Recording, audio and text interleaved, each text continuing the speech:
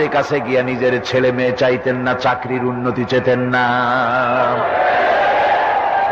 আপনি নামাজের ভিতরে বলতেছেন আপনার কাছে, আয় আল্লাহ আপনার কাছে সর্বপ্রকারের সাহায্য আপনার কাছে চাই। নামাজের ভিতরে কিসের মধ্যে বলতেছেন?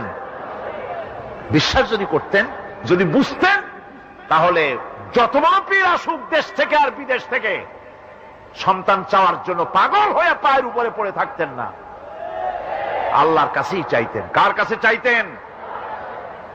এরপরে বলতেছেন আস্তাগফিরুকা, তোমার কাছে ক্ষমা চাই, গুনাহ করেছি, অনেক গুনাহ করেছি, তোমার কাছে ক্ষমা চাই, কারণ সাহায্য করতে পারো তুমি, গুনাহ মাফ করতে পারো তুমি।